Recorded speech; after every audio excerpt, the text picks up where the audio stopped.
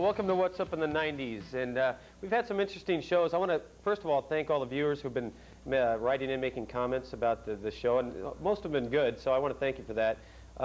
We've got a great show, hopefully, for you today. It's a little embarrassing right now, but I've got George, a world-renowned robot, coming on tonight, hopefully. We're waiting on his arrival, and so bear with me. I do want to mention that a few... Hi. Hi, George. Sort of got lost in the woods back here. No problem. Greenery you have going on. No problem. George, this is George, and George, it is a pleasure having you on the show. Pleasure being here, Brian, on such a distinguished show such as you have. Well, thank you very much. You just go ahead and show up anytime you want. You apparently have a way of doing that. I did run into you a couple shopping malls. In fact, we're going to have a chance to see some of the clips from your George at the Mall is what we'll call it. Oh, how wonderful. Yes, I needed to pick up a few things, and I sort of like that mall. Well, I do have to ask you, what were you doing at a shoe store? You know, you don't really have a need for shoes, do you? Well, there was a woman there who I particularly found attractive, and I pretended I needed shoes. It was a scam, which, as you people say. So I was actually pretending to shop for shoes, but really was shopping for women. Okay. Let me explain something about George real quick. George is a robot, as you can see. He's almost human, though it's almost scary. And today's show is going to be featuring George.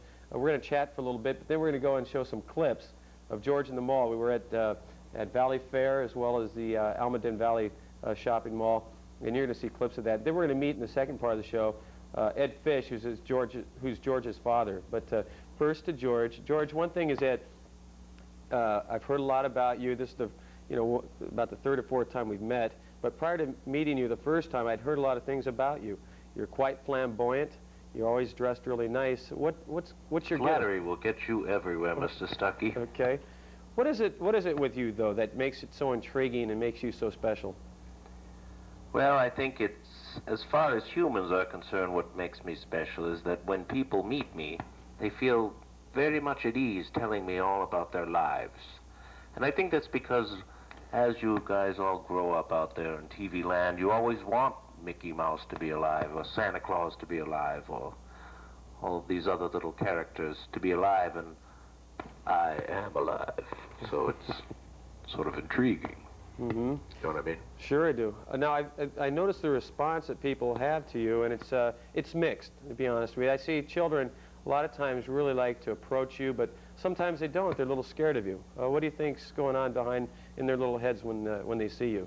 Well, I think it's because a lot of the culture is saturated with horror films and space odysseys, and they think that maybe I'm some sort of weirdo robot. So at first they might be a little bit paranoid, especially the children, but quite often a lot of adults are as well, feeling I could possibly explode or something. Well, I do know that we had security problems in filming you. Yes, I was thrown out of the Oak Ridge Mall. The Oak Ridge Mall. And certainly in these times, of course the Gulf War just ended, but there's got to be a little fear factor there when people see you come walking in like that. Yeah, I was a little surprised at that. Perhaps they thought I looked like an Iraqi or something, or some sort of missile launcher. Okay. One thing I want to talk, we had the opportunity to California Cafe, and we filmed a little bit of you there, and we're going to see that in a moment here, but the reactions of people is that, boy, they adore you, and they don't exactly know how to handle you sometimes. Oh, thank you, Brian.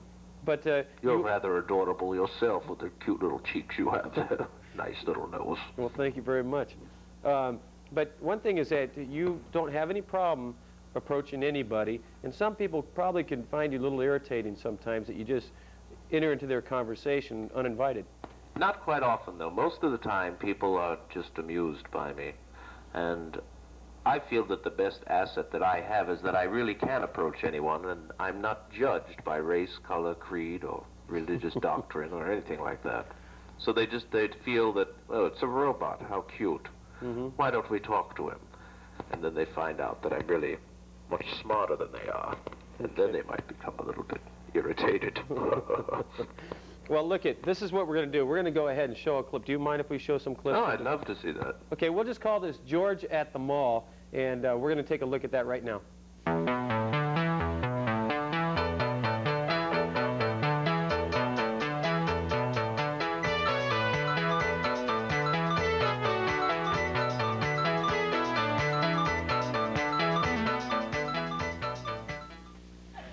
It's a pretty wild hairdo you have. Are you some sort of a rock star, George? Do you want to be a rock star when you grow up? No.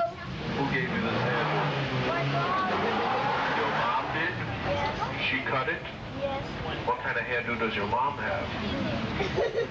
Like a haircut? Is it as wild as that one? No. And is this the way you wanted your hairdo to be? Yes. And where did you get the idea? No. From watching television? I No. thought you'd just have this very long piece of hair running down your neck. Sort of looks like you have a little raccoon on your head. Is this your wife here with you? No. That's just your girlfriend, Josh? No. You look like the kind of man who has a lot of chicks. Do you? No. No? Do you have a girlfriend? No. Do you, little man? No. Oh, is this your wife? No. What's your name, you cute little woman? My name is Nicole. Nicole.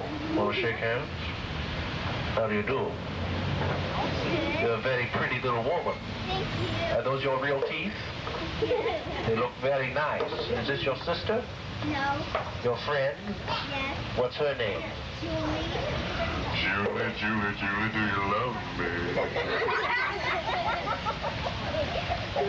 How old are you, Julie? You want to shake hands too? Nice to meet you. Looks like you have some sort of Christmas ornaments on. You have little Santa Claus boots on too. You look very nice. Who are you here with today? My mother. Your mother? Where is she? Not my mother, it's her mother. Where's her mother? Over there. In that van? Yeah. Get out of that van. Are you guys shopping today? Yes. Would you like to meet these cool rock star skateboarding dudes? They're really the hip kids of the malls, you know. They know what's happening. Do you work here? Yes. How long have you owned this store? Yeah. Few years. Are you married? Happily? You don't think you'd need me around the house to just hang out? You want to come inside? Yeah, let's come inside. It's a very cute little curly hairdo you have. Has anyone ever told you that before?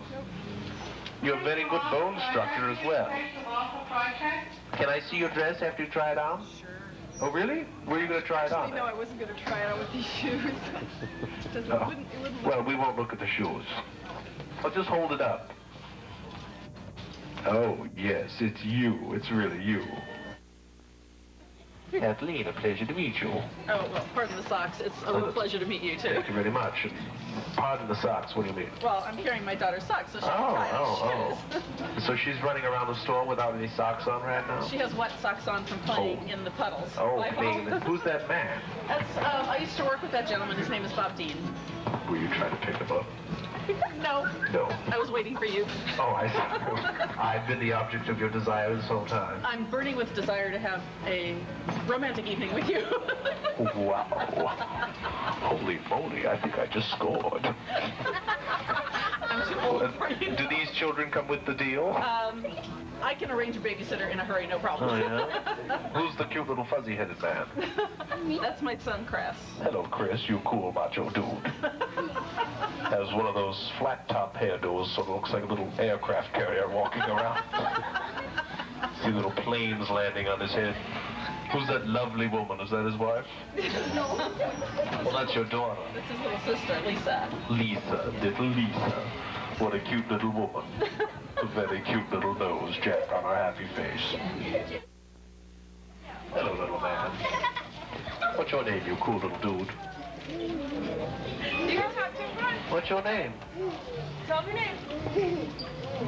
He's busy fixing his face. Want to shake hands?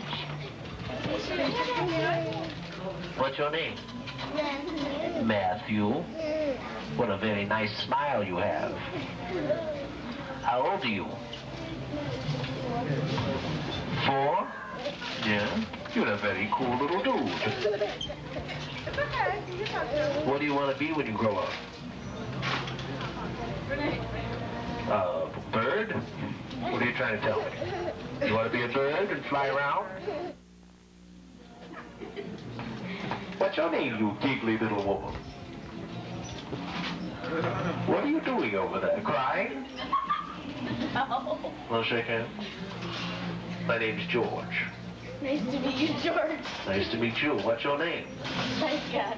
Who? Shaika. Shaika. That's an interesting name. What nationality is that? Austrian. Austrian. Wie geht es Ihnen heute Abend? Sehr gut, mein Fräulein. So who are you here with? Him. Go talk to Is him. that your husband? No. A very cool macho man. My soon-to-be stepdad. Soon to be stepdad. Oh, you've adopted him. Has one of those cool Elvis Presley hairdos, I see. He's one rockin' dude. Where's Mamma Mia? At home, Mia. At home, Mia. And so your soon-to-be stepfather decided to buy you a new pair of pants. Duh. Does he like your little leprechaun outfit? All you need are those big shoes to put on, you know? Those big shoes with the tabs in the back. You could fly through here like Peter Pan. Would that be exciting for you? No. I see your little teeth are in prison. Are they going to be getting out soon? You look a little nervous. No. Well, I hope you have a wonderful day.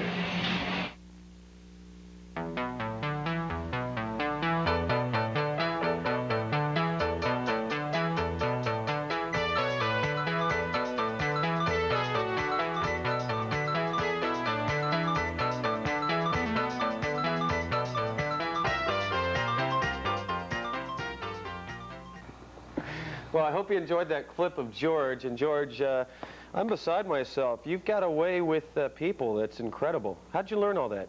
I really don't know. I guess that, unlike you people, I'm overly honest. Uh-huh. Seems to work well for me. I don't know. I sort of notice a lot of things about people that I think that others wouldn't say to them, like the way they wear their hair or the kind of shoes they wear, the clothing they have on, stuff like that. And so when they hear me say it, it's like what everybody else is thinking anyway. But I just say it, Well, like rather than beat around the bush. That little croissant bun in the back of your head? Yes, but you know, if you look at it, it does look like a little croissant jammed on her head. And so, that's Well, let me why I ask you, brought is it that, up. like, on the personal side, is that we don't really get to know you personally. Like, you seem like you ask people a lot of questions, but a lot of people don't know about George. And what is Sort of a mystery dude. You are kind of a mystery. And what is it? What kind of people are you attracted to? Oh, let's be honest. What kind of women are you attracted to? I'm attracted to all species of women and men both, but women seem to be a little bit more intelligent in the sense of sensitivity and intuition and all that stuff. So men have a very big front they must put up, so it's learned in childhood. I find women to be much more at ease with themselves. Well, You don't have a big front, though. You don't seem like a very big macho, machismo hombre to me. So, well, thank you very much. I do want to ask you, though, is that are you attracted to humans, or are you attracted, like, I saw this vacuum cleaner the other day, and when I saw that vacuum cleaner, I thought of you. And you're really stepping on shaky ground here. No, I'm not really attracted to vacuum cleaners, and you probably know why. okay. But I do like humans. I like talking to them, and I think they like me. We have a lot of fun. Well, good. Hey, George, I want to thank you for coming here today. We're going to have a chance to meet Ed Fish, your Thank you. father there. But you He's a look nice sharp. guy. Is he? Yes. Well, we're looking forward to meeting him, too. But before we take a break, first of all, I want to thank George again. And before we take a break, I want to thank California Mortgage for sponsoring this, as they always do. If you're interested in refinancing or purchasing a home, please give me a call at 559-0100. It's a great time to refinance, and please give us a call. We'll be right back, and we'll meet Ed Fish. And Ed's the creator, and he's the father of George, who you just had the opportunity to meet. And Ed, thanks for being here today. Thanks for having me. Well, it's nice to have you. You're a special person. You are too. But Ed, I want to ask you, how did the concept of George come up?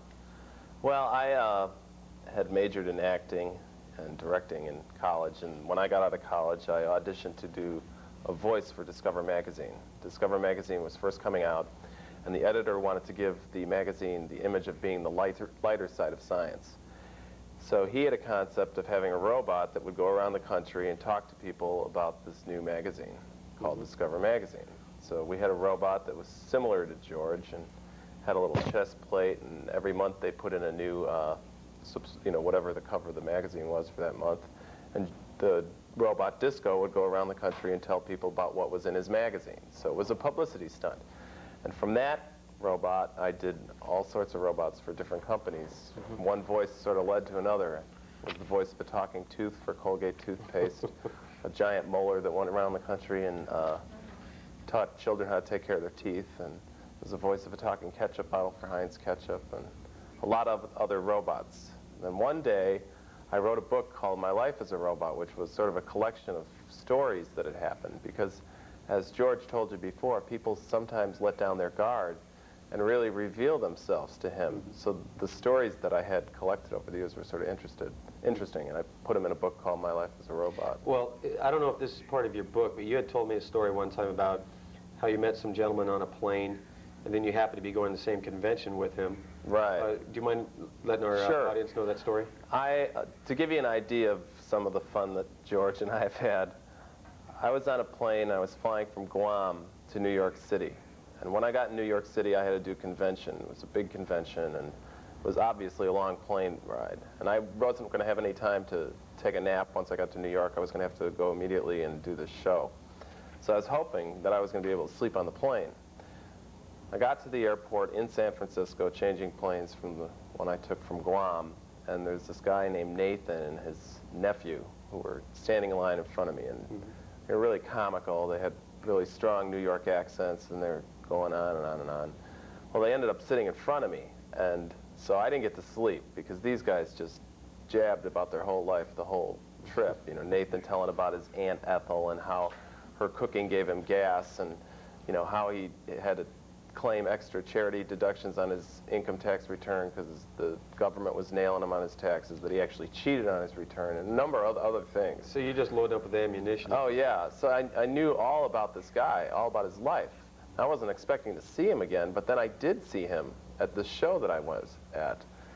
And so here George is in the front of the booth, and I'm behind a two-way mirror, and no one can tell how George knows all this stuff, but this guy comes walking by. Hello, Nathan, how are you? You know, how's your Aunt Ethel? And that gas cooking of hers, and all sorts of stuff. And I just really took him to town. You know? Probably thought, this is your life. Yeah, he was really shocked, and he was like hiding down the aisle from where I was, hiding behind a pole, trying to figure out how this robot knew this stuff. And then he would ask the people in the booth, and they didn't really know how I had known this stuff because I just had shown up there. And you know, George was telling him that we had done an audit on his Social Security number and all sorts of stuff. A little deep there. We're gonna take another look at some of the shots that we took at the mall. They're quite fun, so we'll be right back with this. We'll be back with Ed Fish. Let's watch some of these clips.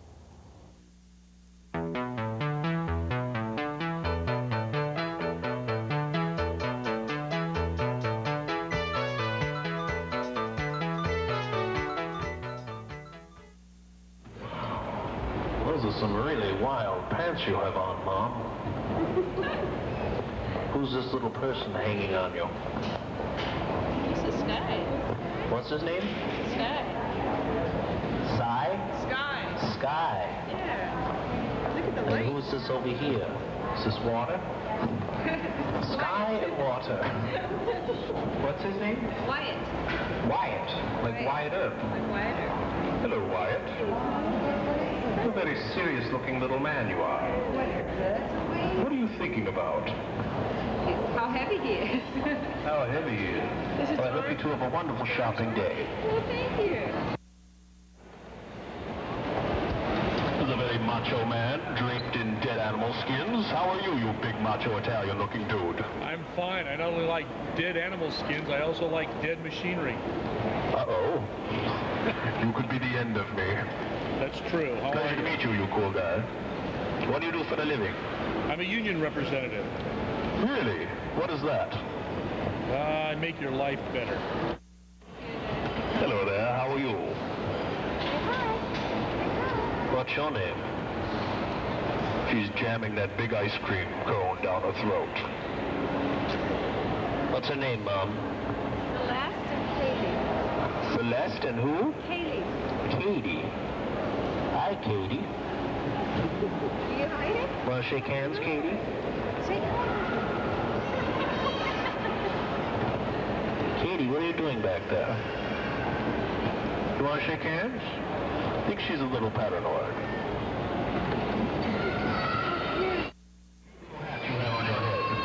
I think it's cute, huh?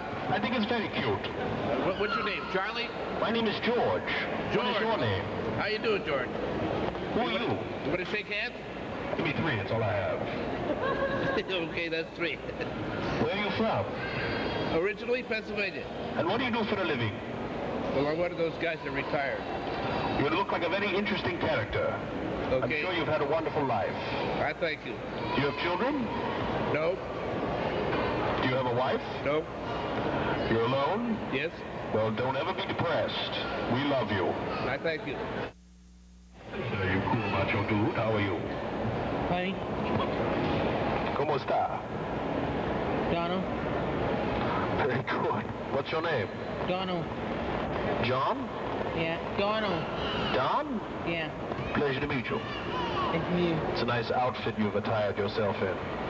Hope you have a wonderful day. Wow. What a hairdo. Thank you. Is that a new hairdo? No, No? You've had it for a while? kinda. And do you do that in the morning? No, in the evening. In the evening. So it normally is straight, and then you do this to it. Yeah. Yeah, it looks pretty cool. Thank you. How old are you? 12. 12 years old. It's a nice age. Right before you become a teenager, you know?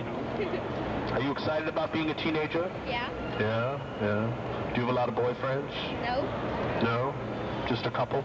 No. No? No boyfriends? Yeah. You're available, huh? If I find a little 12-year-old boy, I'll introduce him to you. Okay. Try to fix you up. I think you're a little old, sir.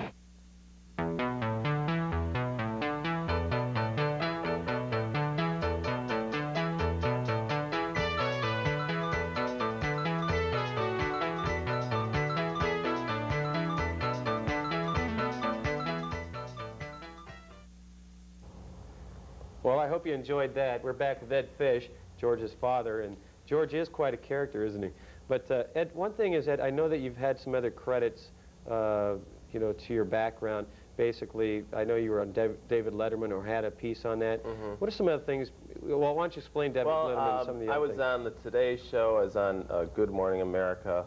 I've done national television shows all across the country. I've done a lot of kids television shows. Been on Romper Room and tons of other things. A lot of news programs interview me. When I was the Tooth, I ended up being on a lot of national television shows as a Tooth. Would you actually dress up in a Tooth outfit? Oh, no, no, no. This was a robot similar to George, but it was like a huge molar. Oh, It okay. had little eyes that roll around in its head and a face that lit up when it talked. Hi, boys and girls. How are you? I'm Mr. Happy Tooth. Did you brush your teeth today? Oh, no. The cavity monster will get you. Stuff like that. Okay. You mentioned something about Ronald Reagan, too, so what happened there? On the night of Reagan's election, his last election, I was in Washington, D.C., and the Republicans have a big party, just like the Democrats have a big party. It's the party where you see the map of the United States.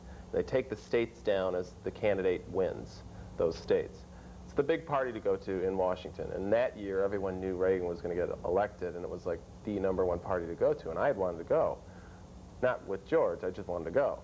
And I had a friend of mine who was trying to get me a ticket to it, but it was just completely sold out, and there's no way I could go. So when I got the news that I couldn't go, I thought, well, it would be fun to take the robot over there and just sort of mess around in the lobby and talk to the people going in and out of the ballroom. So I did that. And the robot I had, I call all my robots George because I like just sort of a generic name for them. They don't like to be fancy. And the one I had, its head would extend to where he was like 6'4" tall.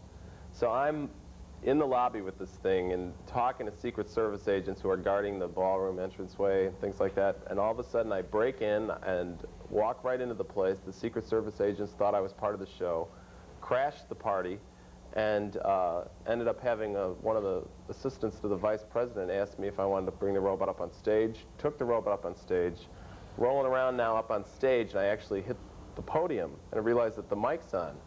And I gave a speech to the whole Republican Through George. contingency. George gave a speech? Through George, yeah. Okay. On the night of Reagan's election. And then UPI ran a story on it, wondering how a robot could have crashed that event and got past all these Secret Service agents, especially in today's age of terrorism. It could have been a little bomb. You probably won't see little Georges walking around too much freely as they do. Yeah. I want to ask you some things, too, as far as Ed Fish is concerned, and George, perhaps. What do you see in the future for yourself and George? Well, I'd like to do some more work with George. I'm sort of backing into regular acting, or getting back to regular acting. Done a lot of theater out here since I've moved out here, some television commercials and things like that. And I have a couple of friends who are in the industry, and I'd like to see a TV show with George. Maybe George as a character on a show with a human counterpart where he's sort of a mystery, AKA Martin. What was that Martian show that they used to have? My Favorite Martian. My Favorite Martian. Something similar to that. I think it'd be fun. So that's sort of my dream, what I could do with George. And as far as myself, I just like to act and entertain and keep you laughing. So. I want to thank you for being here, and hopefully we'll be meeting again sometime. Great, so, thanks. I want to give a special thanks to some people that have been a special part of this show. Emerson Dong, who's the engineer back there, Luis Mendez, Pete Peralta, and my sister Marcy Stuckey, who are the camera people here, cameramen and camera women. And I want to give a special acknowledgement to them. Thanks for joining us, and we'll see you next week on What's Up in the 90s. Bye now.